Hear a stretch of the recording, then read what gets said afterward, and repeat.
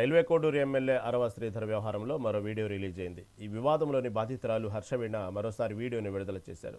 Janasena committee ముందు హాజరుపై తనకు ఎలాంటి సమాచారం ఇవ్వలేదని తెలిపారు. కమిటీ సభ్యులు శివశంకర్ను ఫోన్లో సంప్రదించారని చెప్పారు. అలాగే తన వాదనలను ఆధారాలను పెన్ డ్రైవ్లో పంపిన విషయాన్ని ఆ వీడియోలో పేర్కొన్నారు. కమిటీ పిలిస్తే హాజరు కావడానికి సిద్ధంగా ఉన్నట్లు చెప్పారు. పవన్ కళ్యాణ్కు తన వాదనను అందించాలని ప్రయత్నిస్తున్నట్లు తెలిపారు. తప్పు చేసిన వారిని తగిన శిక్ష పడాలని హర్షవీణ డిమాండ్ చేశారు.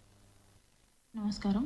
ఈరోజు న్యూస్లో నా గురించి నేనేదో మాయమైపోయాను, భయపడి దాక్కుంటున్నాను, ఉద్యోగరీత్యా సమస్యలు ఫేస్ చేస్తున్నాను, టీవీ ముందుకు రాలేక ఇంకా వీడియోస్ వదలలేక నేను దాక్కున్నాను అన్న ఒక న్యూస్ వినిపిస్తుంది. నేను దాక్కోలేదు. నేను నా లీగల్ ప్రొసీజర్ని ఫాలో అవుతున్నాను. బేసిక్గా నేను దాక్కోను కూడా. నిన్న కూడా ఒక వీడియో రిలీజ్ అయింది. అది కొన్ని ఛానళ్ళ వాళ్ళు చూసారో లేదో, ఎందుకు ఇలా మాట్లాడుతున్నారో, ఎవరు మాట్లాడిస్తున్నారో నాకు తెలీదు. కాకపోతే నేనైతే దాక్కోను కూడా. న్యాయం జరిగేంత వరకు దాకోను. ఇంకొక విషయం, నన్ను కమిటీకి ఎవ్వరూ పిలవలేదు. నన్ను కమిటీకి ఎవ్వరే కానీ హాజరు అవ్వమని ముందస్తు ఇన్ఫర్మేషన్ ఇవ్వలేదు. నాకు ఎటువంటి ఇన్ఫర్మేషన్ లేదు.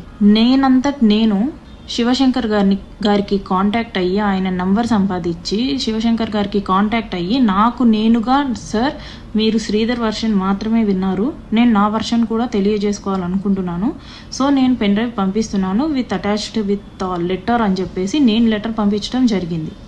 అంతే తప్ప I bet and I ask committee people, నన్ను ముందు ఇన్ఫర్మేషన్ ఇచ్చారా? ఇస్తే ఎవరితో ఇప్పించారు? శ్రీధర్కి ఇచ్చిన లెటర్ లాగా నాకేమైనా లెటర్ ఇచ్చారా? లేకపోతే మీ కమిటీ వాళ్ళతో కానీ, లేకపోతే మీ పార్టీ వాళ్ళతో కానీ ఎవరితో అయినా సరే నన్ను కాంటాక్ట్ చేయమని చెప్పారా అనేది నాకు మీరు చెప్పండి. న్యూస్లో వస్తున్నట్టు మేము వీణాని పిలిచాము కానీ వీణ హాజరు అవ్వలేదు అనేది తప్పుడు స్టేట్మెంట్, అవాస్తవాలు ఇవి. నేను దీన్ని అంగీకరించను. ఎందుకంటే నాకు ఎటువంటి ఇన్ఫర్మేషన్ లేకుండా మీరు నన్ను పిలిచారు అన్నదాన్ని నేను ఒప్పుకోను. And I'm dam willing to meet all of you. నేను మిమ్మల్ని కలిసి నా వర్షన్ చెప్పుకొని వాట్ ఈజ్ వాట్ అనేది చెప్పుకోవడానికి నేను రెడీగా ఉన్నాను. నేను కలుస్తాను అనేసి అంటున్నా కూడా మీరు నన్ను పిలిచారు రాలేదు అనేసి అలాంటి అవాస్తవాలు చెప్పకండి ప్లీజ్.